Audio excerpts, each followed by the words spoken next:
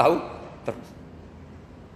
Nah, tapi karena Allah ini menciptakan semua yang ada di bumi, maka Allah tahu terus. Sehingga Allah tahu cara bikin kuman. Terus tahu bahwa manusia itu punya kuman, kumannya punya organ, organnya juga punya kuman. Gak kebayang. Kamu bayangkan kayak, makanya Allah itu kalau cerita sederhana, innallaha la yastahi ayyadriba masalam ma ba'udatan fama fawqaha. Allah itu tidak malu bikin perumpamaan nyamuk, karena nyamuk itu lebih dahsyat timbang gajah. Para pematung itu disuruh bikin gajah masih mampu, bikinkan patung gajah, mungkin masih sanggup. Tapi kalau tak suruh bikin patung nyamuk, nggak usah bikin hidup, patungnya saja sekecil itu. Padahal nyamuk kecil itu punya organ tubuh. Lalu bikinnya organ tubuh nyamuk itu kayak apa? Organnya punya kuman, kumannya punya organ, organnya juga punya kuman. Sehingga orang-orang alim itu baca nyamuk itu lebih jadi ayat Allah ketimbang melihat dinosaurus. Tapi sekarang orang itu nggak tertarik ceritanya. Jadi beda perasaannya orang alim sama orang awam. Kalau orang awam tuh melihat mukjizat kan yang dasar-dasar kayak dinosaurus, gajah, wow gitu. Kalau orang alim nggak, malah melihat nyamuk. Nah, kealiman seperti itu terjaga di umatnya Muhammad, di umatnya Rasulullah Muhammad SAW. Karena ketika umat ini nggak ditunggui para nabi, itu Allah menjamin Muhammad, ulama umatmu nanti punya kemampuan seperti nabi. Tentu tidak dalam keutamaan ya, keutamaan tentu nggak sekelas sama nabi. Kenapa itu terjadi? Karena tadi para nabi ini mewakili sekian karakter.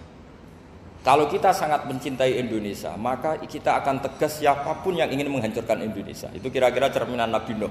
Kalau kita sangat mencintai Allah, maka kita akan benci sebenci-bencinya sama orang yang mendurhakai Allah.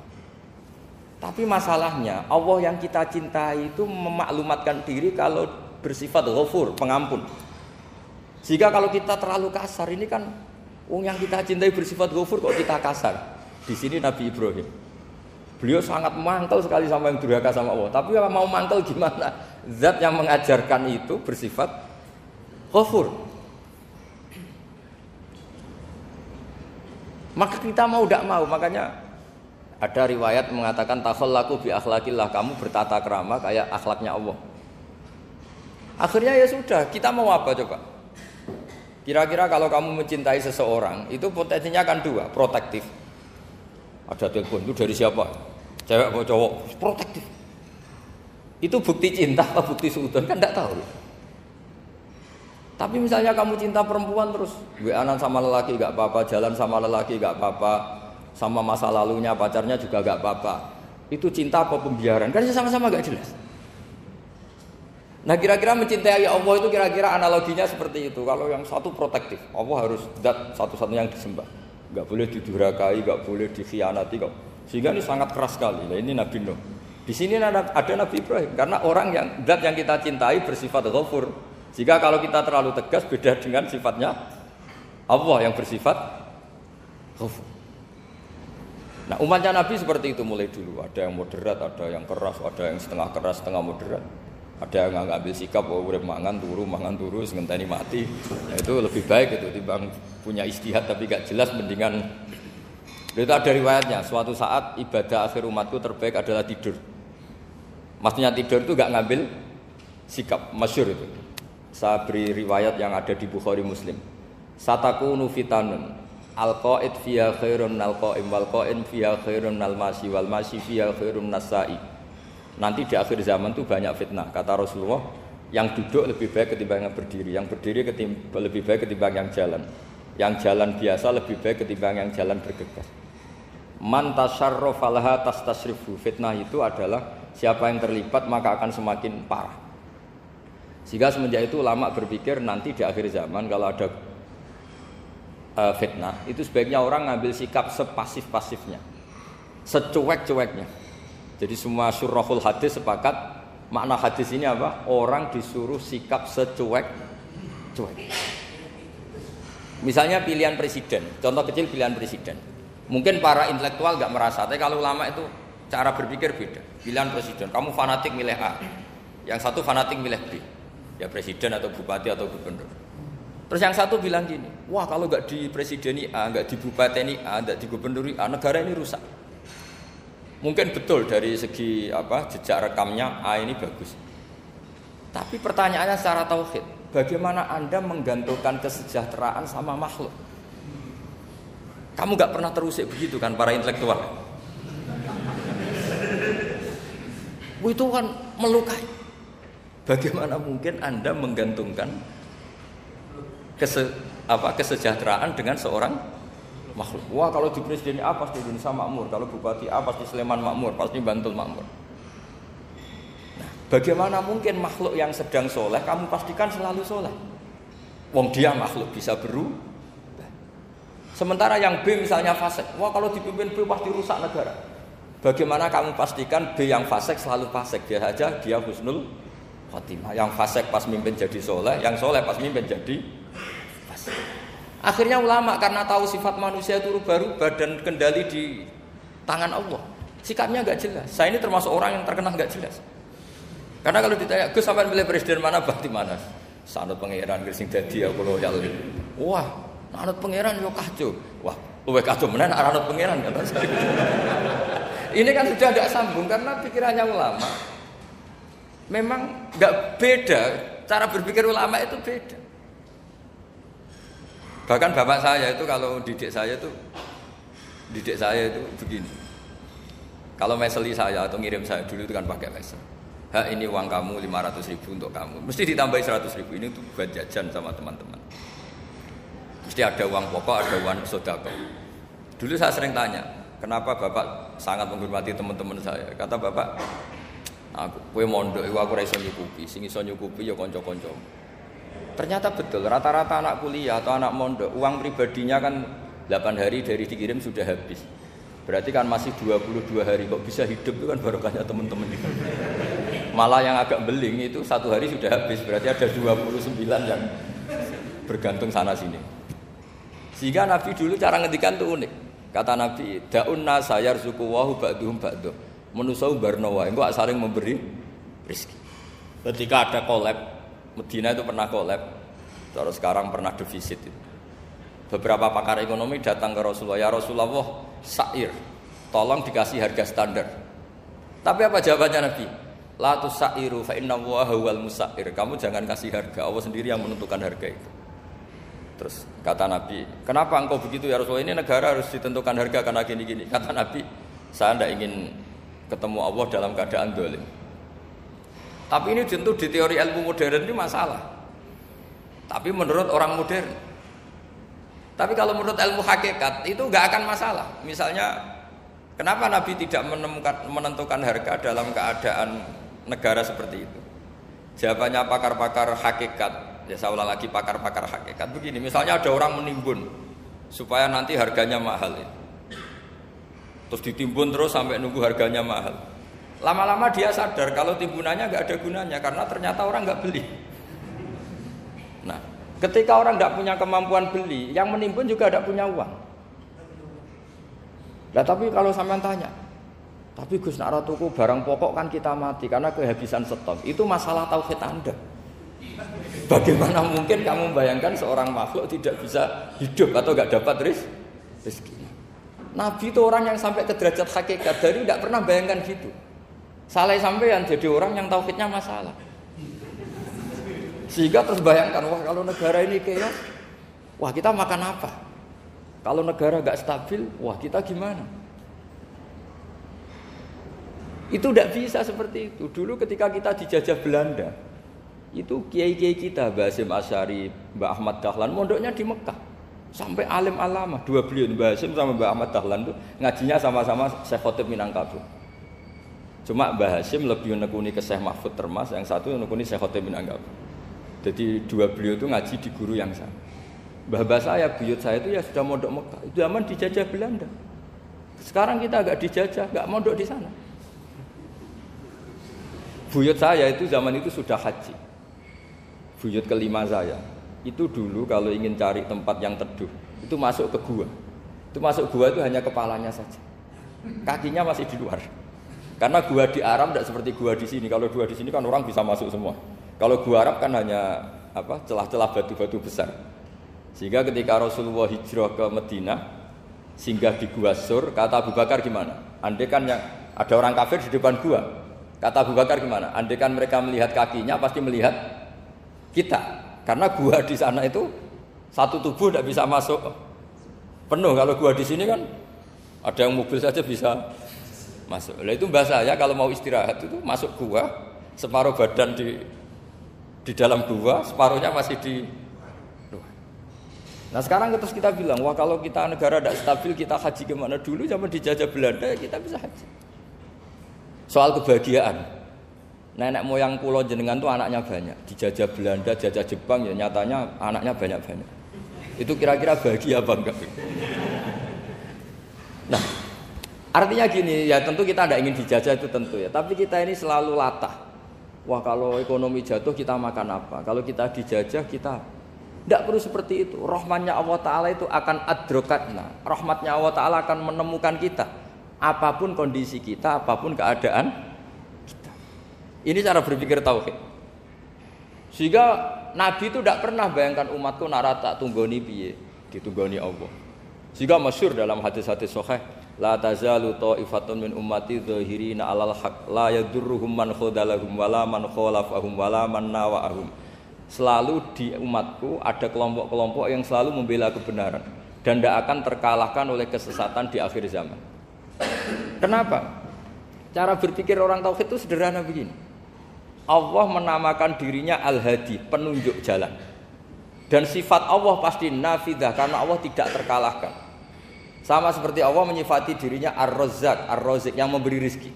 Maka orang segoblok apapun, selumpuh apapun, selemah apapun tetap dapat rizki. Sama, Allah mensifati dirinya Al-Hadi, memberi petunjuk. Maka zaman serusak apapun orang tetap dapat petunjuk. Sehingga kita tidak perlu khawatir, wah nanti zaman kalau sudah rusak nasib Islam gimana? Ya coba sekarang, nasib Islam gimana? Ya baik-baik saja. Dulu ditunggoni wali songo ya banyak orang Islam, sekarang nggak usah wali songo. Ditunggu dosen-dosen yang ngajar aja nunggu digaji. Kiai pidato ya ada yang beri salam tempel. Itu kalau nuruti definisi ikhlas itu tidak ada yang masuk. Tapi meskipun demikian agama juga jalan. Kenapa agama ini jalan? Karena Allah Al-Hadi, penunjuk jalan. Ketika Allah mensifati dirinya penunjuk jalan dan sifatnya Allah pasti nafidah, pasti terjadi. Karena Allah tidak pernah gagal. Sehingga agama ini akan ada terus sampai akhir zaman. Coba Amerika kayak apa, Islamfobia. Di Amerika tambah lama tambah banyak Islam, Eropa juga gitu, Australia juga gitu. Andai kan nuruti teori sosial, sudah dunia sudah materialistik kayak gini, orang dohirnya itu akan meninggalkan agama. Nyatanya enggak juga. Saya pernah di Korea seminggu, itu di negara ateis. Itu TKI ke sana tuh nyari uang. Ternyata ya kepikiran bikin masjid, bikin komunitas Islam. Coba siapa yang menggerakkan hati itu? Hanya Allah Subhanahu. Ya, jadi cara berpikir tauhid saya ulang lagi, saya mohon sekali di pengajian ini saya cerita wajah alani mubarakan aina ma kuntu. Jadi cara berpikir sekian nabi, terus kita punya karakter tertentu, kita milih nabi ini itu sah. Karena ulama ummati ka ambiyai bani Israel. Ulama umatku itu ibarat kayak nabi bani Israel. Jadi ada yang milih tadi seperti Nabi Isa fokusnya ngurusi orang-orang nakal. Itu juga bagus karena di mana-mana nabi itu seperti dokter. Tapi Nabi Yahya hanya berkawan sama orang-orang soleh. Kita tahu berkawan orang fasik itu resiko ketularan. Iman pas-pasan wae kancane nang fasik kan taqabbalallahu minna minkum gitu. Wong kamu sendiri tidak sehat-sehat amat berteman orang penyakitan kan bahaya.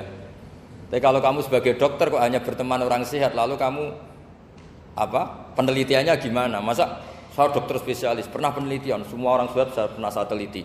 Itu dokter aneh apa enggak? Saya dokter spesialis TBC, spesialis paru-paru. Yang kamu teliti siapa? Semua orang sehat. Pernah meneliti yang sakit? Tidak pernah. Kan ya jadi dokter aneh. Tapi misalnya terus kamu sendiri terus berteman orang penyakitan terus, kan ya rawan tertular.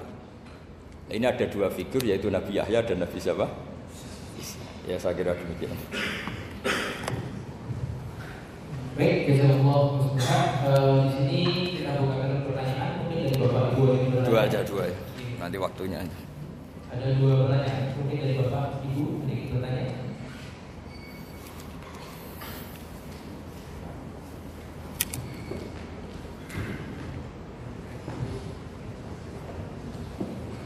Assalamualaikum warahmatullahi wabarakatuh. Assalamualaikum warahmatullahi wabarakatuh. Saya akan bertanya sama kajian yang kemarin, Gus. Ya, ya. Kemarin saya mengatakan bahwa kalau berdoa itu sedikit-sedikit saja, yang pokok saja gitu. Gimana? Tapi ada ulama itu. Ulang lagi Kak, berarti Kemarin mengatakan bahwa kalau berdoa nggak usah panjang-panjang, pendek aja. Tapi banyak ulama mengatakan bahwa kalau doa itu yang banyak, kata doa itu ibadah. Rukuni dan berlaku. Terus banyak ulama itu yang mengatakan doa rukun ibadah, doa itu intinya dari ibadah. Itu gimana? Oh ya. Terima kasih. Assalamualaikum warahmatullahi wabarakatuh. Dan ini gak apa-apa di sini aja. Jadi jelas ya, ada ayatnya ud'u rabbakum tadarru'aw wa khufyah. Terusannya apa? Innahu la yuhibbul mu'tadin. Kalau kamu berdoa itu yang tadarru'. Tadarru' itu ya yang sangat sopan, wa khufyah secara diam-diam atau secara enggak berlebihan. Terusannya ayat innahu la yuhibbul mu'tadin. Allah itu tidak suka orang yang melewati batas. Itu termasuk melewati batas dalam doa karena ada unsur mendikte Allah. Saya memberi contoh tadi, misalnya kita sebagai cowok berdoa, ya Allah saya ingin punya istri cantik, sholihah, nasabnya baik, nggak pernah cerewet, nggak pernah apa. Itu kan nanti nyarinya juga susah. Nanti kalau Allah menjabatkan itu adanya di surga, nindonya rapayu rabi, kira-kira. Nah itu sudah berlebihan. Terus kalau ada ulama mengatakan doa itu mukhul ibadah, itu maksudnya gini, doa itu bukti kita minta itu bukti kita lemah. Nah merasa lemah itu sudah bagian dari ibadah. Makanya masyhur itu syairnya Abdul Al-Haddad itu, fadu'ai wabdihali dalilun li fiftikori itu. Jadi saya berdoa itu hanya sebagai bukti saya butuh Allah. Saya sendiri tidak punya kepentingan mustajab apa enggak. Jadi wali-wali yang mengatakan doa itu mukhul ibadah, sebetulnya itu malah wali-wali yang dari awal enggak kelintas disembadani apa enggak. Butuhnya dia itu menunjukkan bahwa saya ini lemah. Buktinya posisinya minta. Itu yang dimaksud mukhul ibadah. Tapi kalau kita berdoa terus posisi kita protes, katanya kamu baik ya Allah, engkau baik, ternyata enggak juga. Buktinya semua doa saya enggak kamu kabulkan. Wah, ini malah doa kriminal jadinya. Jadi yang dimaksud mukhul ibadah itu doa itu bukti minta itu bukti lemah. Makanya ada syairnya Abdul Haddad maksud fadu'a ibabdihali dalilun li fiftikor. Jadi saya minta engkau ya Allah itu bukti saya butuh. Jadi itu bukan dua hal yang harus dipertentangkan gitu. Jadi kalau doa dikatakan apa? Ibadah karena di doa itu minta. Lah minta itu bukti merasa kita lemah. Berarti kita sa'il Allah mas'ul. Kita minta Allah yang kita mintain. Kita menengadah Allah yang berposisi memberi. Itu saja sudah cukup sebagai ibadah. Meskipun doa kita tidak mustajab. Karena memang tadi seperti itu. Kalau di ilmu-ilmu tasawuf itu apa ya, doa itu memang benar-benar sudah mukhul ibadah karena tadi perasaan merasa butuh sama Allah itu. Nah, merasa butuh itu, nah kalau kita berdoa merasa butuh sama yang kita minta, itu dalam ilmu tasawuf sudah kriminal, berarti kamu lebih butuh makhluknya. Misalnya begini ya, saya ingin punya rumah bagus, terus setelah punya rumah kredit saya utangnya banyak. Sebetulnya saya itu tidak pernah ingat Allah. Gara-gara utang banyak, kredit jatuh tempo, terus melibatkan Allah. Ya Allah saya ini utang banyak ini, terus tolong dibayar. Sebetulnya saya itu ingat utang, cuma Allah tak libatkan kan gitu. Lah itu tidak akan jadi wali, yang jenis ini tidak akan jadi wali. Saya ingin jadi dosen, melibatkan siapa ya nanya? Melibatkan Allah, terus malam-malam bangun melibatkan Allah. Itu artinya apa? Kamu itu lebih ingin yang kamu minta ketimbang ingin Allah. Kalau wali itu enggak gitu, kangen Allah. Terus tahu Allah itu zat pemberi, karena tahu Allah zat pemberi terus minta. Maka yang dikangen itu ya Allahnya dulu. Kalau kita kan enggak, punya kasus dulu, punya keinginan banyak dulu, baru ingat siapa yang bisa ya. Oh Allah. Terus Allah kita libatkan. Ya untungnya Allah baik, mau ramal utang bukan mikir, untungnya Allah tidak jawab itu. Jadi itu bedanya wali. Kalau wali itu kangen Allah dulu, baru minta. Kalau kita enggak, banyak masalah dulu, baru melibatkan Allah. Nah yang jenis ini tuh bahaya, kalau enggak disembadani mesti ngomel ya. Gusti katanya kalau yang minta kamu kabulkan, ternyata ini enggak. Nanti kalau Allah jawab, Kamu itu tidak kangen saya, kamu itu kangen uang, kangen perempuan cantik yang kamu inginkan. Terus kamu melibatkan saya. Urusannya apa saya dengan itu, Pak? Makanya tidak usah nuntut karena awalnya sudah salah. Ya saya kira itu ya. Jadi ada ayat apa? Ud'u rabbakum tadarru'aw wa khufyah. Terusannya apa? Innahu la yuhibbul mu'tadin. Itu di semua tafsir dikatakan Allah enggak suka orang yang berlebihan dalam doa. Berlebihan tadi misalnya minta sesuatu yang terlalu besar atau permintaan kemarin saja lanu addi syukroh, kita tidak bisa memenuhi mensyukuri sudah minta lagi. Misalnya seorang jomblo, targetnya kan asal payu nikah. Tapi setelah nikah bayangkan istrinya solihah, tidak cerewet, itu kan berlebihan. Hilang status jomblo saja belum kamu syukuri kok sudah minta yang macam-macam. Jadi harusnya kan syukur dulu ya. Sekedar laku nikah ini kan ada syukur yang harus, seperti jadi dosen juga gitu. Sekedar jadi dosen harus kita syukuri dulu karena menjadi kita tidak nganggur. Itu kan satu harkat sosial yang luar biasa. Jangan tahu-tahu sudah hari kedua cari intensif, cari ini itu, syukurnya aja belum sudah kemana-mana. Itu sudah mu'tadin, sudah melebihi apa? Batas. Ya saya kira demikian. Satu lagi. Ya, enggak satu. Ya. Assalamualaikum warahmatullahi wabarakatuh. Kami melihat bahwa semua perguruan tinggi itu alumni-alumninya penolak banyak sekali. Yang besar. Namun apa yang terjadi? Mereka sebenarnya titelnya sudah pekerja. Nah, karena saya karakter saya seorang guru ya, saya sadar beberapa tahun kemarin, maka saya menemukan sebuah pendidikan yang saya anggap itu revolusi pendidikan, yaitu pondok-pondok. Pondok-pondok itu adalah itu alumninya kalau nggak menjadi kiai, dia menjadi pengusaha. Rata-rata itu, padahal itu sekitar SMPA. Nah, jangan-jangan di pendidikan kita ada satu kesalahan dalam kurikulum.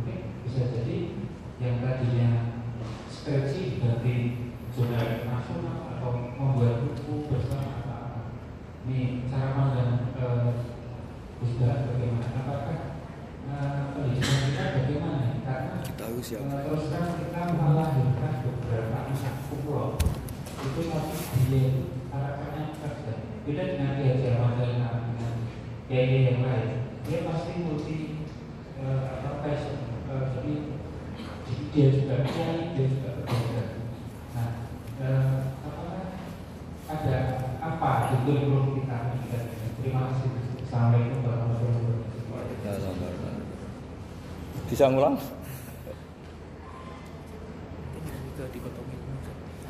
Jadi begini ya masalah pendidikan ya. Kalau saya jawab pakai ilmu hakikat saja karena ini keahlian saya. Sebetulnya begini ya, kalau misalnya itu ya subjektif juga. Misalnya bilang rata-rata alumni pondok ini sukses, alumni kampus ini sukses, yang ini tidak sukses, itu satu pasti subjektif. Karena biasanya yang diterkenalkan yang sukses-sukses.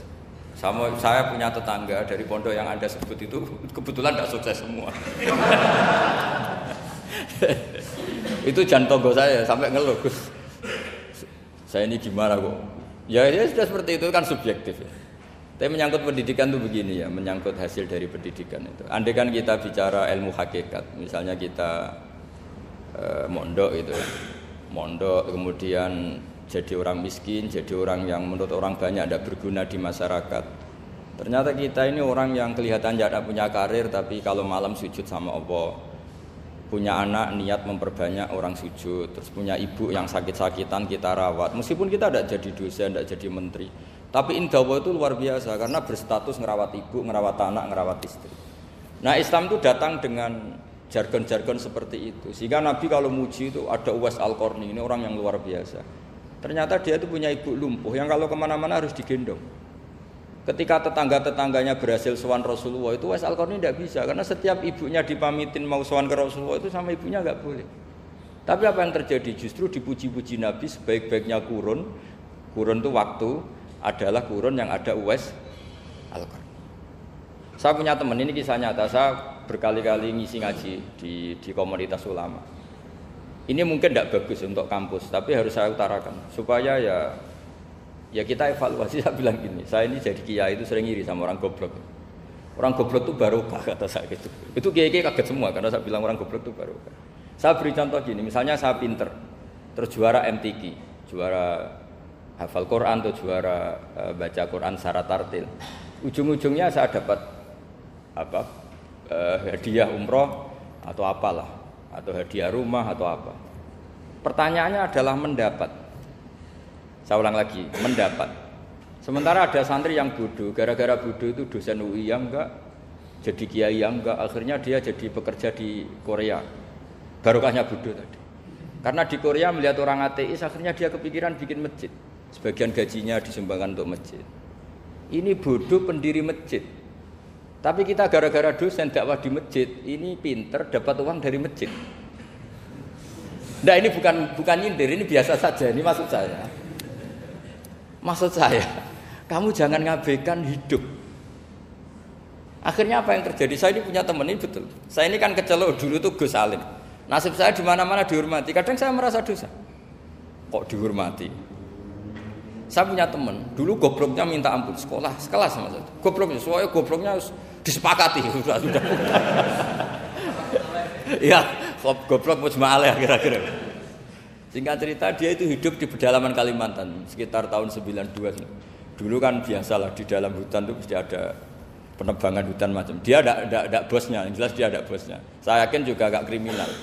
Karena dia tidak yang illegal logging. Pokoknya ditakdir dia hidup di tengah hutan. Ikut orang. Setelah itu dulu gak ada HP. Sering kirim surat ke saya, Gus, saya ini hidup di tengah hutan. Tapi saya ini muslim, pernah mondok. Kalau gak bikin Jumat itu gak enak. Bikinlah dia Jumatan. Nah karena dia pernah ngaji fikih Syafi'i, kalau Jumatan gak ada orang 40 itu harusnya zuhur, tidak Jumatan. Tapi orang yang kerja di situ tidak mau. Wong dino Jumat kok duhuran loh Pak. Kalau dino Jumat ya Jumatan ya. Tanya saya, Gus itu kalau ada kaulnya enggak supaya Jumatan ndak orang 40 sah. Singkat cerita dia lama-lama jadi pendiri masjid di situ. Dia punya sedikit gaji ya dipakai masjid, punya sedikit tanah diwakafkan untuk masjid. Artinya apa? Indawah ini banyak orang bodoh, ternyata di komunitasnya dia muassis, pendiri, pemberi. Sementara kita yang keceluk pinter, dapat umroh, dapat bonus. Kira-kira nanti kita ketemu Allah. Kamu pernah nyumbang Islam apa? Yang bodoh jawab, oh nate Gusti bikin masjid di pedalaman. Kita-kita yang pinter. Kayaknya kalau memberi enggak lah Gusti. Reputasinya mendapat. Nah artinya gini, kita jangan mengukur, makanya Rasulullah itu punya sisi unik. Ini mungkin pelajaran bagi kita semua. Orang-orang Ansor kita tahu semua berposisi memberi Rasulullah. Semuanya orang Ansor. Ngasih rumah, ngasih tanah. Bahkan bukan sekedar ngasih Rasulullah, ngasih sahabat-sahabat yang dibawa Rasulullah, yaitu orang Muhajirin. Ketika Nabi mengalami sekian kemenangan, futuhat, Nabi bagi-bagi harta itu orang Ansor gak dikasih. Sama sekali gak dikasih. Sehingga terprovokasi sebagian, ya tentu sebagian yang muda-muda. Masyhur itu, yang terprovokasi yang muda-muda. Ini pelajaran bagi kita. Wah, ini Rasulullah Muhammad mulai tidak fair. Yang dikasih orang-orang kafir Quraisy yang barusan masuk Islam. Paling Nabi karena jenenge tonggo, sawak dewi kan kenalan anyar gitu. Jadi dimenangkan sing tonggo, yaitu orang-orang kafir Quraisy yang sekarang baru masuk Islam. Singkat cerita akhirnya Nabi dengar gosip itu, dengar bahwa Nabi dikomentari mulai tidak adil karena memprioritaskan orang-orang Quraisy yang notabene adalah keluarga Nabi, tetangga Nabi, kampung halaman Nabi. Akhirnya Nabi bilang, coba semua orang Ansar kumpulkan di satu kubah, satu khimah besar di Jirona pas itu. Dikumpulkan, terus orang Ansar ditanya, dengar-dengar makolatun balagona angkum. Ada satu makalah dari kamu, apa betul itu kamu yang mengatakan? Terus ketua orang Ansar ada yang namanya Sa'd bin Ubadah berdiri. Ya Rasulullah amazu ahlamina fala yaquluna syai'an. Orang-orang terpelajar kita ada yang komentar. Tapi yang muda-muda ini memang ngomong seperti itu. Bahwa jenengan sekarang mulai lebih tertarik ngurusi orang-orang Quraisy daripada kita. Terus itu di Jirona. Jirona itu ya kira-kira berapa kilo ya? 40 kilo atau 30 kilo dari Mekah. Zaman itu Nabi posisi di Jirona. Jawabannya Nabi itu unik. Oh iya kata Nabi. Apa yang dikatakan Nabi? Saya ini Rasulullah. Nanti kamu pulang bersama saya. Tapi orang-orang ini, orang-orang Bedui ini, setelah saya kasih kambing, saya kasih unta, mereka pulang. Ama tardona ayarji annasu bisyati wal ba'ir wa tarjiuna antum bi Rasulillah. Kamu ini nanti mendapat saya ini nanti ikut pulang kamu ke Madinah. Berarti kamu mendapat saya, afdalul khalqi, orang terbaik di dunia. Mendapat sayyidun nabiyyin. Tapi orang-orang yang setelah saya kasih uang itu pulang. Artinya gini, kamu berorientasi mendapat saya apa mendapat uang? Nangis semua orang Ansor, enggak Gusti ya sudah mendapat jenengan saja duit gak noda. Ternyata Nabi itu mentertawakan sama nyun sewu Arabul Arab, orang-orang bedui-bedui Arab. Ya Rasulullah, ini baru Islam, tolong diservis dong, namanya mu'allaf. Saya baru Islam, tolong diservis toh. Ya Rasulullah, ya sudah kamu ngambil unta ini diambil pulang. Yang satu minta kambing diambil pulang. Terus kata Nabi, kowe seneng duwe kelakuan ngono, ketemu Nabi ra tertarik ngaji. Bar tok duit mulai bar tok duit. Sementara kamu mendapat saya. Intinya Rasulullah ingin mengajarkan ke orang-orang Ansor, kamu dulu tuh heroik. Posisinya memberi untuk Islam, maka heroik kamu tidak akan saya batalkan. Dari mental memberi kemudian ingin mental mendapat. Itu hebatnya Rasulullah. Jadi kalau dalam tradisi sahabat, misalnya saya sering ditolong orang gitu. Kok setelah saya jadi kiai besar atau jadi wapres kira-kira gitu kayak Pak Ma'ruf Amin, itu malah sebaiknya tidak usah balas yang berjasa kalau ini calon wali. Karena nggak boleh kebaikan itu dibatalkan dengan mendapat. Ini cara teori politik masalah ini. Tapi kalau teori wali keharusan, masa ngamal kok dibatalkan? Nah kan ini ngaji, kalau ngaji itu ya daftarnya jadi wali, jangan jadi politikus kan gitu. Jadi ibarat kita, coba sekarang banyak kampung itu geger kan gara-gara itu. Wakifnya masjid itu ikhlas tanah untuk masjid. Lu anak cucunya kok terus ambisi jadi imam, jadi pengurus takmir, padahal tidak layak. Mereka mungkin tidak alim, tidak soleh. Ini kan terus gak fair, wakifnya ikhlas, siapa aja ngelola boleh asal kompeten, anak cucunya tidak ikhlas. Nabi itu nggak mau. Jika masyhur orang Ansor itu ketika Nabi menawarkan, kita sekarang sudah futuhat, apa harta yang kamu kasihkan muhajirin tak kembalikan, sekarang negara mampu. Tidak ya Rasulullah, kita tidak akan mengambil sesuatu yang sudah kasihkan lillahi ta'ala. Orang muhajirin juga sama ketika di Ji'ronah di Mekah, ini Mekah sudah kita taklukkan. Tanah-tanah yang sekarang dikuasai orang kafir, yang dulu kamu tinggalkan lillah, sekarang bisa kamu ambil lagi karena sekarang Mekah sudah dikuasai Islam. Kata orang muhajirin apa? Kita tidak akan mengambil sesuatu yang sudah kita kasihkan lillah. Jadi kamarnya malu. Yang kita lama sekali bermental memberi, kemudian kita sekarang ingin bermental mendapat. Artinya gini, kalau jenengan mengukur kegagalan itu orang-orang bodoh itu barokahnya luar biasa. Coba kalau semua orang pinter misalnya, kayak saya, kayak Pak Rektor misalnya, itu bingung masyarakat. Barokahnya orang bodoh di tengah-tengah pasar ada konsultan. Barokahnya dokter-dokter yang bijinya tidak pati bagus, akhirnya di pedalaman ada dokter. Gara-gara prestasi pas-pasan di pedalaman. Coba kalau prestasinya kelas A semua, mungkin sudah hidup di Jerman semua. Indonesia bisa kurang stok penyuluh. Jadi pertanyaan jenengan tadi, ya tadi kalau saya disuruh jawab dengan ilmu hakikat, Allah merencanakan ini sudah luar biasa. Orang digawe pinter, setengah goblok. Ini semuanya kalau ilallah wa fillah itu semuanya barokah. Karena tadi nggak bisa bayangkan. Andai kan tidak ada santri sing rapati pinter itu di pedalaman Kalimantan itu tidak ada yang jadi dai. Oh kalau pinter nggak mau, pasti nggak mau. Barokahnya goblok tadi. Sampai saya ini tahadus bin nikmat. Sampai mereka bilang gini, sekarang kan ada telepon, sering telepon saya, Gus, jenengan jangan mati dulu. Karena kalau jenengan mati kita jadi kiai juga selesai. Karena mereka tuh nggak pinter tapi jadi kiai di Papua, di pedalaman mana-mana. Itu kalau ditanya halal haram itu tidak bisa. Mau ngerti nak sholat itu madem mulon itu aja. Jadi setiap ada pertanyaan hukum mesti telepon saya. Kadang tamunya nunggu, Gus jawab saiki mati nak rabu jawab. Karena tamunya nunggu. Ya karena tadi dulu di pondok nggak pinter, misalnya tahu hanya gini dok, perempuan kalau datang bulan nggak boleh sholat. Dia nggak tahu detail-detailnya, misalnya ada perempuan yang mustahadah, berhari-hari selalu keluar darah berbulan-bulan. Nah ngajinya belum sampai sana. Kalau kita kan sampai sana. Oh gini, kalau adatnya perempuan tadi hanya 6 hari haid, maka yang 7 berikutnya namanya mustahadah, sudah mulai sholat, mulai puasa normal karena ini penyakit bukan kategori haid. Nah dulu ngajinya tidak sampai situ. Sehingga kalau ada yang tanya ditunggu Gus, ini ada perempuan keluar darah terus kita harus gimana ini? Sholat enggak? Oh, ilmunya enggak cukup dia untuk jawab. Untuk jawab seperti itu karena tapi tadi ya saya ulang lagi ya. Jadi jangan pernah mengabaikan orang-orang bodoh. Orang bodoh itu ya barokah, tapi enggak perlu ada gerakan jadi bodoh ya enggak perlu. Digerakkan bodoh itu pasti mayoritasnya alhamdulillah sekali. Akhirnya berkah itu ada di mana-mana. Loh itu betul. Pokoknya kita ngaji itu apa yang masyhur itu Rabbana ma khalaqta hadza batila. Semua yang diciptakan Allah pasti ada guna. Ya ini memang ilmu agak aneh bagi kalangan akademisi, tapi kan sampean mengundang saya untuk ngomong ilmunya kiai. Kalau saya jawab pakai standar intelektual kan saya namanya basa-basi. Itu tidak bagus dalam ilmu Islam. Mudahana itu tidak bagus. Karena ini keahlian saya di ilmu hakikat ya saya jawab secara ilmu hakikat. Terus itu pernah saya diceritani Pak Bintang Pamungkas itu. Itu cerita. Gus Dur juga pernah cerita, banyak yang sejenis itu cerita. Gus Dur kan orang sukses di Jakarta. Itu matur nuwun sama keluarganya yang adiknya yang jadi biasa-biasa saja. Karena akhirnya ada yang ngrumat ibunya. Keluarga Pak Bintang itu banyak yang doktor, profesor. Tapi terima kasih sama adiknya enggak siapa-siapa. Karena barokahnya itu ibunya ngrumat.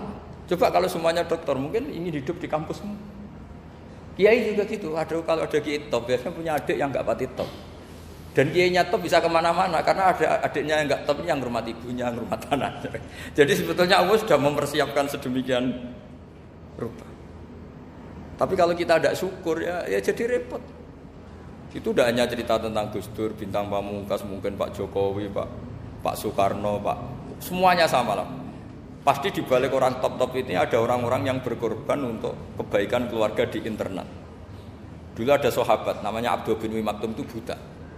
Itu tidak pernah ikut perang karena buta. Tapi setiap Nabi perang itu yang jaga Madinah itu Abdul bin Umi Maktum. Tapi terus jangan bilang, orang barokah buta ya tidak usah gitu. Pokoknya saya ceritain Rabbana ma khalaqta hadza batila, bahwa engkau ya Allah yang kau ciptakan ini tidak ada yang enggak ada gunanya. Kira-kira demikian. Assalamualaikum warahmatullahi wabarakatuh.